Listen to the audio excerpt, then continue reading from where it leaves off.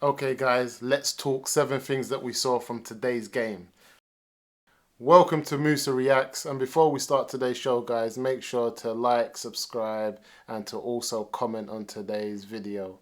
Okay, let's get straight into it. Okay guys, let's talk 7 things that we saw from today's game. First thing I want to talk about is playing out from the back. We spoke about it all pre-season, especially on the Mandem Talk on Saeed TV. We've been talking about, you know, how important is it to have a new goalkeeper from that can play out from the back? Is it going to make a massive impact on one of the best defensive teams of last season with the most clean sheets and joint second in terms of, having a great defense? Did we really need a keeper? Was that one of the most important things that we needed to upgrade? I said no. I thought we could have waited another year with David in goal. Not because I like him, just because I thought our money had to be spent elsewhere. Anyway, we went on, we got a new goalkeeper, and as we saw, it's not just about how good, Onana is from playing out from the back, but it's also important to know how good are the defenders in front of him, and we cannot afford to be making silly passes and, not being as comfortable as we should be on the ball, leading to goals like that. If we try that against a better opposition in the Premier League, we'll be seeing many, many more goals like this, and this is something that we want to cut out straight from the get-go. The second thing that I want to talk about is the midfield. Is it a work in progress? Does Bruno Fernandes and Mason Mount work? Did it work today? What are the things that we learnt from today's game? Looking at the midfield again, I think there isn't a balance, and I feel like we need a ball-playing midfielder. And I think that we saw the impact Eriksen had when he was fit and raring to go last season, and since he got injured, it hasn't been the same. But we saw the importance of having a midfielder who can actually play the ball, get it off Casemiro, and get it forward. Seeing Mason Mount and Bruno Fernandes, they're very alike in terms of the channels that they run into and the type of players that they are. Do we have one of them that can kind of stay back, which Bruno tried to do in today's game, but yet it wasn't enough. And what I see is Mason Mount being a replacement for Bruno as he's a younger player, but are they two midfielders that we want to be seeing in the same midfield going on into the season? This is something that I saw today that couldn't be answered. And yes, we're going to believe in the manager because he has a different idea for the two of them. But from today's game and from what I've seen in pre-season, Casemiro needs help in the middle of the park, and that's why we're looking at bringing in someone like Amrabat to help Casemiro out in the middle of the park. Is the midfield going to work? Do we need to change it? On today's evidence, guys, I don't know. We need a number 6 more than I thought we needed an 8 and a 10. And it's yet to be seen if the manager's signing of Mount was what we really needed. But we're going to back him. We're going to go for it. But I think they're too similar, and the midfield is definitely a work in progress. And we need to win the games in the middle of the park to have a chance at actually winning and getting those 3 points, starting with our first game next weekend against Wolves. The third point is number 3, the attack. Are we over reliant on Marcus Rashford? Does the attack work? Is it fluent enough? Yes, Garnacho, was attacking well, and I think Garnacho had an excellent game today. And Rashford was in and out, but again, Rashford doesn't take much for him to pop up with a goal and to score those important goals. But the strikers are just not fluent. They're just not understanding each other's games enough, and I think there's much more needed on the training field to get from these strikers, because when I'm looking at it, I'm just like, it's not working, something's not clicking. It is it the wrong mix? Do we need to play Garnacho and Sancho and Rashford? Is it Højlund, who we saw today, got announced, new signing?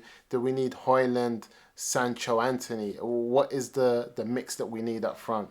Because as far as last season and going into this season, they just don't score enough goals, and sometimes they don't look like they're working for each other, and they're all trying to get that glory moment, having shots outside of the box, taking on defenders and shooting without really putting their head up. So is it going to work? Do we have to find a balance? Because 100% we've got a talented front 6 up there. We just have to find the right pairing to be able to get us, to play better football, especially in the final third, because this season we're gonna have to score more goals. Like I said, last year we were defensively sound, but this season we're gonna have to score more goals, and the front three are gonna have to work harder. The only thing that's a positive for me is that we've got two in each position, and they're all fighting for their places. And may the best man win. That's all I can say. Number 4 is, does Manchester United need Mason Greenwood more than we actually would like to admit? Just going off the back of the strikers and them not scoring enough goals, or, them not, like, the game that we're playing right now is too end to end. We're missing the midfield, and it's either a long ball, from the back to the front to the strikers, and we're too counter attack.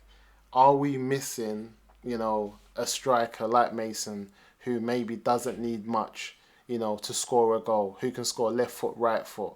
Is it something that we've tried to put behind us, and not really talk about as much, and think that we can just go into the season with Højlund and Rashford? Looking at it again, Lens wasn't the hardest team to be playing in pre-season, and I think the first half they gave us a run for our money. And the reason being is that they're having too much attack, too much ball in our final third against our defenders, and we're not doing enough in midfield. And then when we do get the ball, the strikers, they're not able to make the most of their chances. Even though it was a 3-1 win, there were many things that we saw in that I feel like we could do better. So the question I'm asking myself, looking at the firepower that we have up front in the number 9 position, it's either Højlund or Rashford, and I'm just not sure Rashford's the number 9.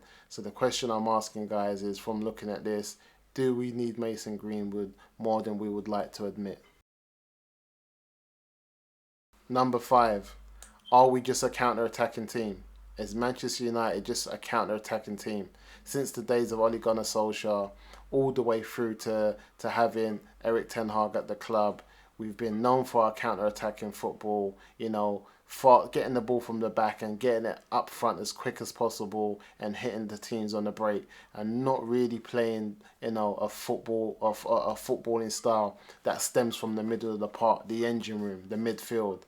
Are we going to be stuck again against the big teams who don't really, or the smaller teams I should say, who don't really allow for us to counter attack, who don't mind us having the ball and sitting deep?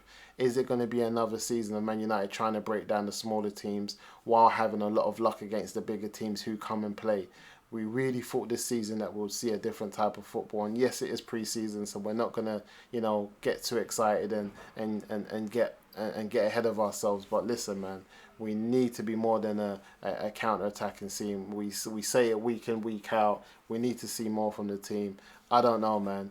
Let's see how it goes. But we just can't be a counter-attacking team. We can't be a counter-attack FC. Something has to change.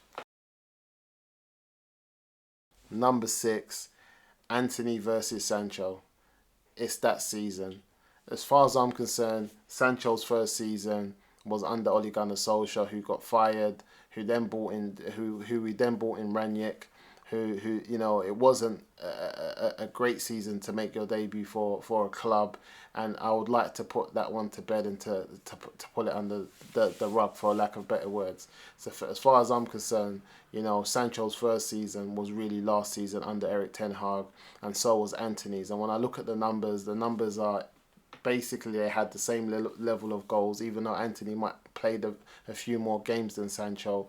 But looking at the two of them, I don't know if there's space for both of them in a starting team, and I think one has to come on to replace the other. Which one starts, guys? I don't know. At this point, I'm looking at it and I'm thinking, I'm seeing enough from Sancho to think that the type of football that we play and the type of football we want to play, he's the man, and he's shown previously that he's able to assist and score. And then I'm looking at Anthony as well, and I'm thinking, on the other hand, he's a new signing. Maybe we should give him the time to build into this team. But again, I'm not too sure, guys, man. I think after today's game, looking into it, I'm still not sure whether it's, because I think Garnacho has to start on the left, but on the right, who is it? Is it Sancho? Is it Anthony, guys? I'm not sure after looking at today's game, but let's see. Let's see what the season holds, and let's see what Erik ten Hag goes with. Number 7, guys, Erik ten Hag. Well, Erik ten Hag have to learn the hard way.